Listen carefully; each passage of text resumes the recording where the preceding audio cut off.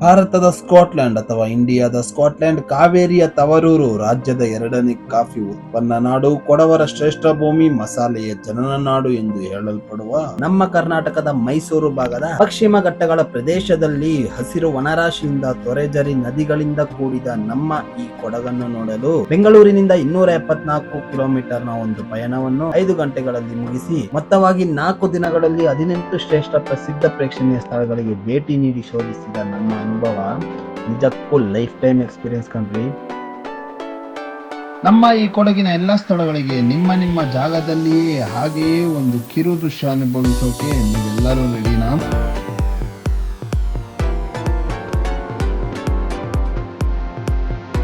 ವಿಡಿಯೋನ ಕೊನೆವರೆಗೆ ಪೂರ್ತಿಯಾಗಿ ನೋಡಿ. ಹೇ ಗಾಯ್ಸ್, ನಾನು ನಿಮ್ಮ Agastya. Welcome back to Agastya vlogs. ಬನ್ನಿ ವಿಡಿಯೋ ಒಳಗಡೆ ಹೋಗೋಣ.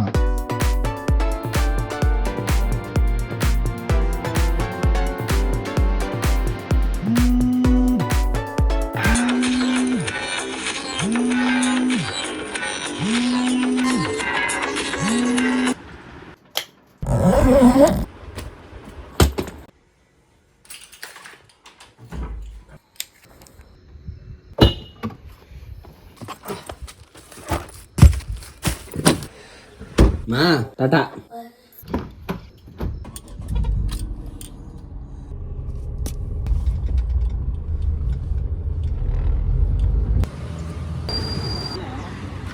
ಹೇಳಿದ್ರೆ ಫಸ್ಟ್ 5 ಗಂಟೆಗೆ ಹೇಳಿದ್ರೆ 7 ಗಂಟೆಗೆ ಬರ್ತಿಯಲ್ಲ ಯಾರ ನೀವು?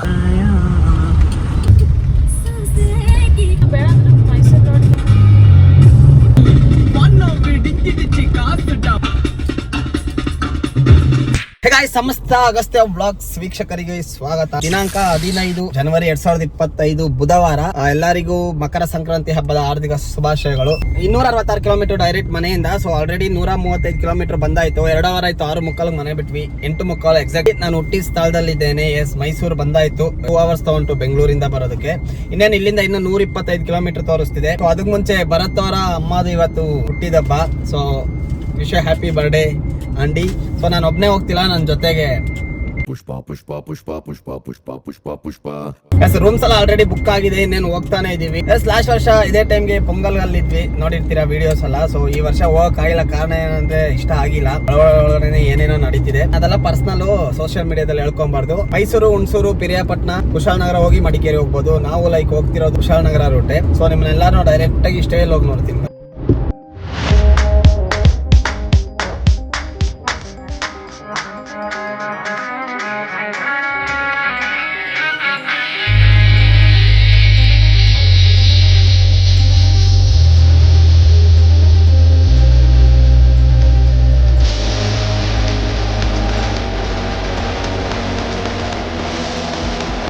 ಎಕ್ಸಾಕ್ಟ್ಲಿ 5 ಅವರ್ಸ್ ಬೆಂಗಳೂರು ಬಿಟ್ಟು ಸ್ಟೇಗೆ ಬಂದಾಯ್ತು. ಬನ್ನಿ ಒಳಗಡೆ ತೋರಿಸ್ತೀನಿ.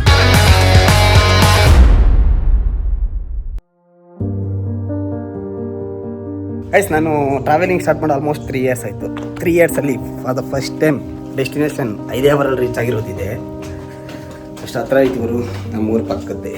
ಗೈಸ್, ಹೋಟೆಲ್ ವ್ಯೂ ನೋಡಿ ಹೇಗಿದೆ. ಇದು ಪಾರ್ಕಿಂಗು ಚೆನ್ನಾಗಿದೆ, ಕಮ್ಮಿ ರೇಟ್ ಗುರು. 4 ದಿನಕ್ಕೆ ಟೋಟಲ್ 3,000. ಹೊಸದೇನೋ ಗೊತ್ತಿಲ್ಲ, ಬಟ್ ಒಂದೊಂದು ರೂಮು ಚಿಂದಿಯಾಗಿದೆ. ಸೊ ಆ ರೂಮ್ ನಾವು ಹೇಳಿದ್ದೀವಿ. ಇದೊಂದು ರೂಮ್ ಐತೆ. ಸೊ ಇದೇ ನಾವು ನೋಡಿರೋ ಒಂದು ಪ್ರಾಪರ್ಟಿ. ಸೊ ಬನ್ನಿ ಡ್ರೋನ್ ವ್ಯೂ ಅಲ್ಲಿ ನೋಡೋಣ. ನಾವು ಬುಕ್ ಮಾಡಿರೋದು ಕಾಡಿನ ನಡುವೆ ಎಲ್ಲಿದೆ ಅಂತ ಡ್ರೋನಲ್ಲಿ ನೋಡೋಣ ಬನ್ನಿ.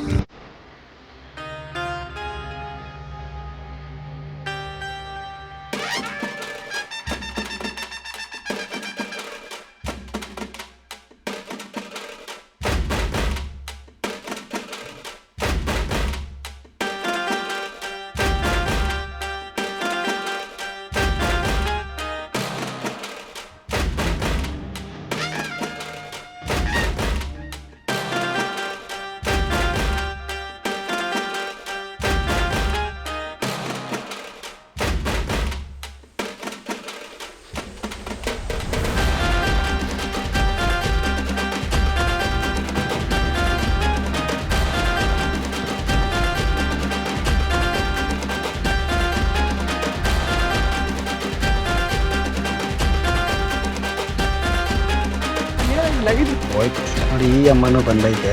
ನಿಮ್ಮ ಮುಖ ತೋರಿಸ್ತೀನಿ, ಗೊರಕೆ ಹೊಡ್ಕೊಂಡೈತೆ ಅವರು. ಹಿಂಗಾಯ್ತು, ಬಂದಿದ ತಕ್ಷಣ ಇದು ಇಶ್ಯೂ ಆಗೋಯ್ತು. ಡ್ರೋನ್ ಈ ಅಪ್ಪನ ಕೈಯಿಂದ ಬಿಟ್ಟು ಇಂದ ಡ್ರೋನ್ ಲಾಂಚ್ ಮಾಡಿ ಬಿಟ್ವಿ. ಕರೆಕ್ಟಾಗಿ ಇಲ್ಲಿ ಬಂದು ಈ ಮರಕ್ಕೆ ಟಚ್ ಆಗಿ ದೊಡ್ಡ ಒಂದು ಕೆಳಗಡೆ ಬಿಟ್ಟು ಸೆನ್ಸರ್ ಸ್ವಲ್ಪ ತರ್ತಾ ಇಲ್ಲ.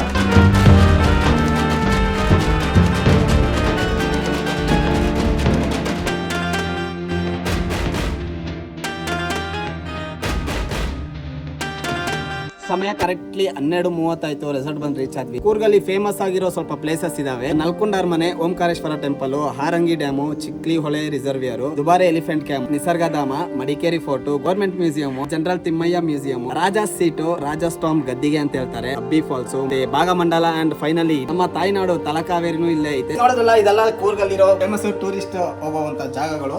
ಸೊ ಇದೆಲ್ಲ ನೋಡ್ತೀವಿ ಅಂತ ಹೇಳಿದ್ರೆ ಖಂಡಿತ ಇಲ್ಲ. ಇಲ್ಲಿ ನಿಯರ್ ಬೈ ಯಾವ್ದಾದ್ರು ಫೇಮಸ್ ಇದೆ ಅದನ್ನೆಲ್ಲ ನೋಡೋಣ ಆದಷ್ಟು.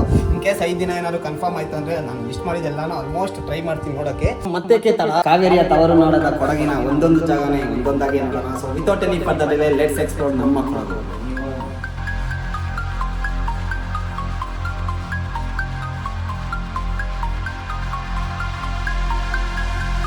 ಗೈಸ್, ಅದರಲ್ಲಿ ಹೋಟೆಲ್ ಹೈವೇ ಪ್ಲಾಜಲ್ಲಿ ಊಟ ಆಯಿತು.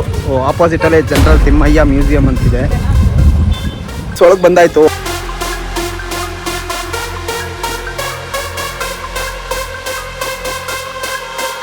ಜನರಲ್ ತಿಮ್ಮಯ್ಯ ಅವ್ರ ಮನೆ ಇಲ್ಲೇ ಇದ್ದಿದ್ದು ಅನ್ಸುತ್ತೆ. ಅದನ್ನ ಇನಾಗ್ರೇಷನ್ ಮಾಡಿ 6ನೇ ತಾರೀಕು ಫೆಬ್ರವರಿ 2021 ಮಧ್ಯಾಹ್ನ 3:15ಕ್ಕೆ ಗೌರ್ಮೆಂಟ್ ಆಫ್ ಕರ್ನಾಟಕದಿಂದ ಇನಾಗ್ರೇಟ್ ಮಾಡ್ತಾರೆ.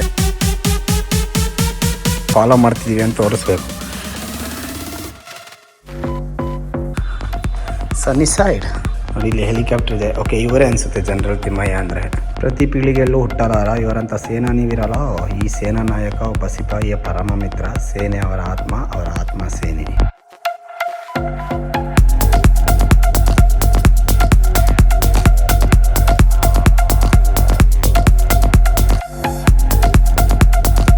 ಗೈಸ್, ಇದು ಅವರ ಬೆಡ್ರೂಮ್. ಇನ್ನೊಬ್ಬರ ಬೆಡ್ರೂಮಲ್ಲಿ ಹೋಗ್ಬಾರ್ದು, ಬಟ್ ಗೌರ್ಮೆಂಟೇ ಪರ್ಮಿಷನ್ ಕೊಟ್ಟವ್ರೆ.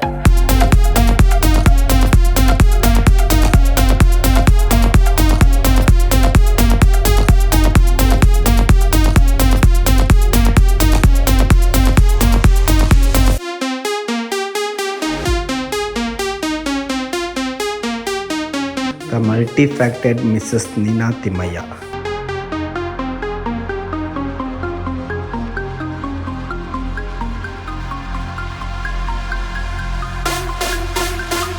ನೋಡಿ, ವರ್ಲ್ಡ್ ವಾರ್ 1, 2 ಅಲ್ಲೆಲ್ಲ ಪಾರ್ಟಿಸಿಪೇಟ್ ಮಾಡಿದ್ರು ಬ್ರೋ.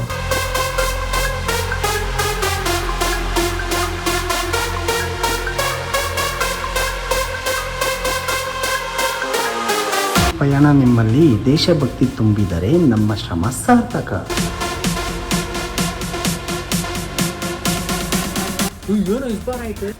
ಹೆಲ್ಮೆಟ್ ಆಯ್ತು. ಪಬ್ಜಿಯಲ್ಲಿ ನೋಡಿರ್ತೀರಾ, ಡೈರೆಕ್ಟಾಗಿ ಮುಟ್ಟಿದ್ದೀನಿ ನೋಡಿ. ಅದ್ರ ಲೆವೆಲ್ 2 ಹೆಲ್ಮೆಟ್.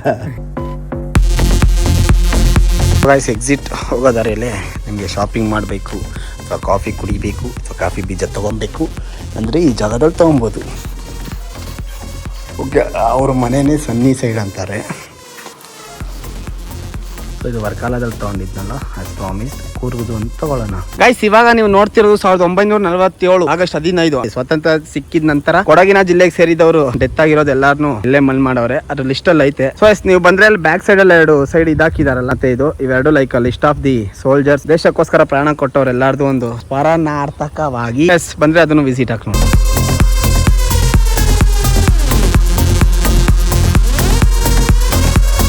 ಗೈಸ್, ಇದು ನೀವು ಪ್ಯಾನ್ಸರ್ ನೋಡಿರ್ತೀರಾ GTA ವೈ ಸಿಟಿಯಲ್ಲಿ. ಸಿನ್ಸ್ 1947 ಇಂದ ಇವಾಗವರೆಗೂ ಸರ್ವಿಸಲ್ಲಿ ಇದ್ದಿದ್ರು. ಸೊ ಅಷ್ಟೇ ಗೈಸ್, ಇದ್ರಲ್ಲಿ ಮುಗೀತು ನಮ್ಮ ಜನರಲ್ ತಿಮ್ಮಯ್ಯ ಅವರ ಮ್ಯೂಸಿಯಂ. ಸೊ ನೆಕ್ಸ್ಟ್ ಪ್ಲೇಸಲ್ಲಿ ನೋಡೋಣ. ಇದು government museum and heritage Madikeri.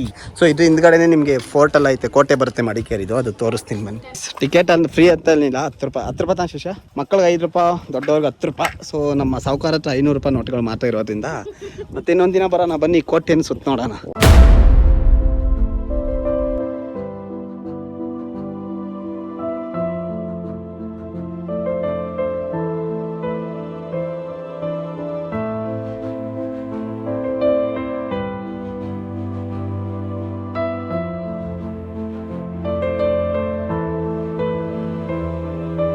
ಹಳೆ ಆ ಕೋಟೆ ವಾಲು. ಸೊ ಅದ್ರ ಒಳಗಡೆ ಸೆಂಟ್ರಲ್ ಒಂದು ಬಿಲ್ಡಿಂಗ್ ಇದೆ. ಆಕ್ಚುಲ್ ಆಗಿ ಇದೇ ಆ ಕೋಟೆ. ಸೊ ಇದನ್ನ ಗಾಂಧಿ ಮಂಟಪ ಅಂತಾರೆ. ಇದು 70th ಸೆಂಚುರಿಯಲ್ಲಿ ಮುದ್ದುರಾಜನ್ ಅವರು ಬಿಲ್ಡ್ ಮಾಡಿರ್ತಾರೆ. ಅವರ ಒಂದು ಅವಧಿ ಮುಗಿದ್ಮೇಲೆ ಟಿಪ್ಪು ಸುಲ್ತಾನ್ ಅದನ್ನ ತಗೊಂಡು ಮತ್ತೆ ರೀಸ್ಟ್ರಕ್ಚರ್ ಮಾಡಿ ಜಫಾರಾಬಾದ್ ಅಂತ ಹೆಸರು ಕೊಡ್ತಾರೆ. ಇದಕ್ಕೆ ಸೆಂಟ್ರಲ್ಲಿ ಇರೋ ಬಿಲ್ಡಿಂಗು. ಸೊ ಇದಕ್ಕೆ ಒಂದು ಸೇಫ್ಟಿ ಪರ್ಪಸ್ಗೋಸ್ಕರನೇ ಸುತ್ತಲೂ ಗೋಡೆ ಕಟ್ಟೋರೆ.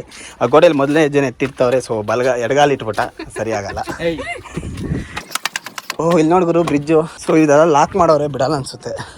ಏನು ಅಷ್ಟು ಸ್ಟೆಪ್ಸ್ ಎಕ್ಕಿದಕ್ಕೆ ಕಾಲು ನೋತೈತಲ್ಲೋ. ಫುಲ್ಲು ತುಕ್ಕಿಡ್ದಿರೋ ಬಿಲ್ಡಿಂಗ್ಗಳೈತೆ. ಎಲ್ಗುರು ನನ್ನ ನೈಟ್ಗೆ ಏನು ಕಾಣಿಸ್ತಾನೆ ಇಲ್ಲ. ಮ್ಯೂಸಿಯಂ. ಈಗ ಇವಳು ನೋಡು, ಎಗರು ಎಟ್ಟಗಿಸ್ತಿಲ್ಲ. ಸೊ ಹೀಗೆ ನಡ್ಕೊಂಡು ಕೋಟೆನ ಸುತ್ತಬಹುದು. ಇಲ್ಲೆರಡು ಆನೆಗಳಿದಾವೆ. ಆರ್ಟಿಫಿಷಿಯಲ್ ಆನೆ, ನಾಟ್ ಆರ್ಗ್ಯಾನಿಕ್ ಆನೆ.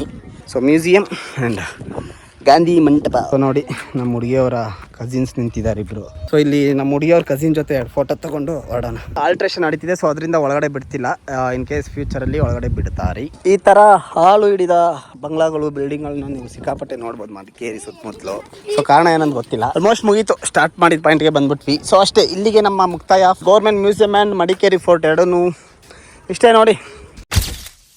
ಮೆರ್ಕಾರ ಬಸ್ ಸ್ಟ್ಯಾಂಡ್ ನೋಡಿ, ಮುದ್ದುರಾಜ ಕೇರಿ ಬಸ್ ಸ್ಟ್ಯಾಂಡ್ ನೋಡಿ, ಹಂಗೆ ಮಡಿಕೇರಿ ಬಸ್ ಸ್ಟ್ಯಾಂಡು ನೋಡಿ. ಜಾಗ ರಾಜ ಸ್ಟಾಮ್ ಅಂತಾರೆ. ಸ್ಟಾಮ್ ಅಂದರೆ ರಾಜ ಸಮಾಧಿ. ಸೊ ರಾಜರ ಗದ್ದುಗೆ ಉದ್ಯಾನವನ ಅಂತ. 10 ರೂಪಾಯಿ ದೊಡ್ಡವ್ರಿಗೆ, ಅವ್ರಿಗೆ ಫ್ರೀ ಎಂಟ್ರಿ. ಹಂಗಿಂದ ಬಂದ್ರೆ ಆಪೋಸಿಟ್ ಅಲ್ಲಿ ಐತೆ. ಬಟ್ ಇದಾಗ ಗೊತ್ತಿಲ್ಲ ಯಾವ್ದಂತ. ನೋಡಿರೋ ಪ್ರಕಾರ ರಾಜರ ಒಂದು ಸಮಾಧಿ ಇಲ್ಲೊಂದೈತೆ, ಇಲ್ಲೊಂದೈತೆ. ಸೊ ಆಕ್ಚುಲಿ ಪಾರ್ಕ್ ಅಂತಾರೆ. ಪಾರ್ಕ್ ಯಾವ ಲಕ್ಷಣ ಕಾಣಿಸ್ತಿಲ್ಲ ಇದರಲ್ಲಿ. ಒಣಗೋಗ್ಬಿಟ್ಟೈತೆ.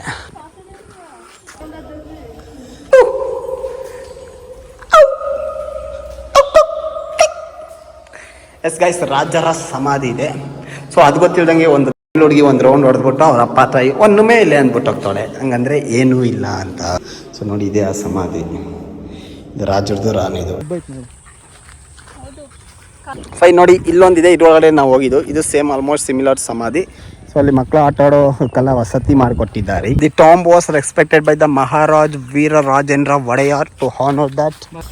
ಸೊ ಈ ಅಪ್ಪ ನೋಡಿ, 4 ಮಕ್ಕಳಿಗೆ ತಂದೆ ಥರ ಇದ್ದಾನೆ. ದಡಿ ನನ್ನ ಮಗನೇ. ಸೊ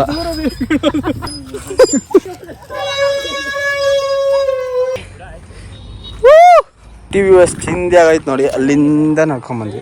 ಸೊ ಆಗಲೇ ಅದ್ರಲ್ಲಿ ಹೋಗಿ ನೋಡಿದ್ವಿ. ಈಗ ಇದ್ರಲ್ಲಿ ಹೋಗೋಣ ಅಂದರೆ ಲಾಕ್ ಮಾಡಿದ್ದಾರೆ. ಅದು ನೋಡಿ, ಸೇಮ್ ನಾಗವಲ್ಲಿ ಡೋರ್ ಇದ್ದಂಗೆ ಐತೆ. ಇಳಿಯಮ್ಮ. ಸೊ ಅಷ್ಟೇ ಗಾಯ್ಸ್, ಬನ್ನಿ ಲಾಸ್ಟ್. ಈಗ like one of the famous in Madikeri ಅಂತ ಹೇಳ್ಬೋದು. ಅಲ್ಲಿಗೋ one of the famous in Madikeri ಅಂತ ಹೇಳ್ಬೋದು. ಅಲ್ಲೋಗಿ ನೋಡೋಣ. ಮುಂದಿನ ನಿಲ್ದಾಣ ರಾಜ ಸೀಟು ಉದ್ಯಾನವನ. ಬನ್ನಿ ಒಳಗಡೆ ಹೋಗೋಣ. ನೋಡಿ, ಇಲ್ಲೂ ಡ್ರೋನು ಇಲ್ಲ ಅಂತ ಹಾಕಿಲ್ಲ. ಬಟ್ ಅವ್ನು ಕೇಳ್ಬಿಟ್ಟು ಇಲ್ಲ ಅನ್ನಿಸ್ಬಿಡ್ತಾನೆ ನೋಡಿ.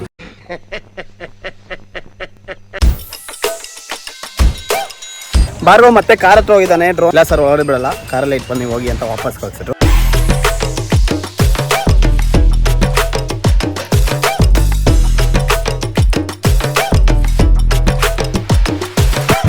ರಾಜ ಸೀಟ್ ಅಂದರೆ ಸುಮಾರು 200 ವರ್ಷಗಳ ಕಾಲ, 1600ರಿಂದ 1835 ಆಳಿದ ರಾಜ ರಾಣಿಗಳೆಲ್ಲ ಸೇರ್ತಿದ್ದಂಥ ಒಂದು ಜಾಗ.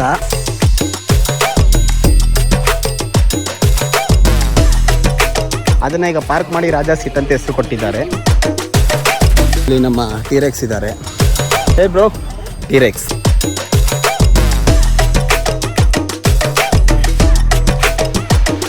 ರೋಜಿನ ಸೆಂಟರ್ ಅಲ್ಲಿ ಒಂದು ನೀರ್ ಕರಡಿ ನೋಡಿ. ಒಂದ್ ಆನೆ ಇನ್ನೊಂದು ಆನೆ ಹತ್ರ ಬರೋದು ನೋಡ್ತಿದ್ದೀರಾ. ಇಲ್ಲಿ ಜಿಪ್ ಲೈನ್ ಇದೆ. ಪರ್ ಹೆಡ್ 350 ಅಂತೆ. ಜಿಪ್ ಲೈನ್ ನೋಡಿ, ಇಲ್ಲೇ ನಡೀತಿದೆ. 100ರಲ್ಲಿ ಹೋಗ್ತಾ ಇದ್ವಿ ಆ ಹುಡುಗಿ. ಅಲ್ಲಿ ಎಂಡ್ ಪಾಯಿಂಟ್. ಓಕೆ, ಇಲ್ಲಿಂದ ಇಲ್ಲಿಗೆ 350. Ready uncle 1, uncle 2. ಅಯ್ಯೋ. ಓಕೆ, ಟ್ರೈನಿಂಗ್ ಕೊಡ್ತಿದ್ದಾರೆ ಅವ್ರಿಗೆ. ಅಂಕಲ್ ಹೊರಟ್ರು. ಟಾಟಾ ಅಂಕಲ್. ಏನೋ ಒಳ್ಳೆ ರಾಕೆಟ್ ಲಾಂಚರ್ ತರ ಸೌಂಡ್ ಬರ್ತೈತಪ್ಪ. ಅವನ ವೆಯ್ಟ್ ಹೋಗುತ್ತಾ? ಹೋಗ್ಬಿಡ್ತು. ಸೂಪರ್. ಜಿಪ್ ಲೈನ್ ಟ್ರೈ ಮಾಡೋಣ ಅಂತಿದ್ದೀನಿ ಜೀವನದಲ್ಲಿ ಫಸ್ಟ್ ಟೈಮು. ತಗೊಂಡಾಯ್ತು, ಟ್ರೈ ಮಾಡೋಣ.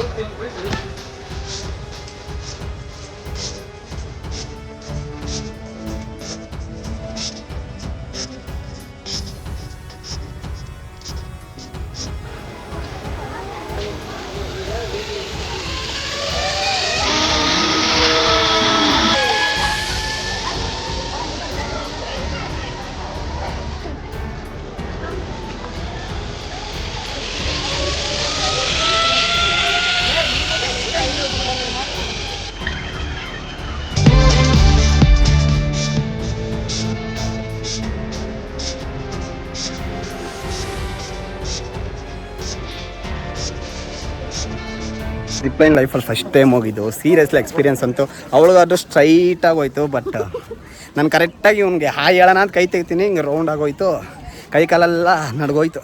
ಚೆನ್ನಾಗಿತ್ತು. ಇದೇ ರಾಜಾ ಸೀಟ್ನ ಮೈನ್ ಅಟ್ರಾಕ್ಷನ್. ಸೊ ನೋಡಿ ಅಲ್ಲಿ ಏನು ಕಾಣಿಸ್ತೈತೆ ನನಗೆ ಗೊತ್ತಿಲ್ಲ, ಅದು ನೋಡೋಕ್ಕೆ ಇಷ್ಟು ಜನ ಕೂತ್ಕೊಂಡಿದ್ದಾರೆ. ಕೊಯ ಅನ್ಕೊಂಡು ಫೋಟೋ తీసుకుందాం. ಅಲ್ಲೊಂದು ವ್ಯೂ ಪಾಯಿಂಟ್ ನೋಡಿದ್ರಲ್ಲ, ಅದು ಜನಸಂಖ್ಯೆ. ಇದು ಇನ್ನೊಂದು ಇದೇ ಥರ ಕೆಳಗಡೆ ಇನ್ನೊಂದಿದೆ. ಓಕೆ, ಆಗಲೇ ಅಲ್ಲೊಂದಿದೆ. ನೋಡಿದ್ದು ನಾವು ಅಲ್ಲಿ, ಸೊ ಅಲ್ಲಿಂದ ಇಲ್ಲಿಗೆ ಬಂದ್ವಿ. ಸೊ ಇದೇ ಥರ ಇನ್ನೊಂದು ಅಲ್ಲಿ ದೊಡ್ಡದಾಗಿದೆ.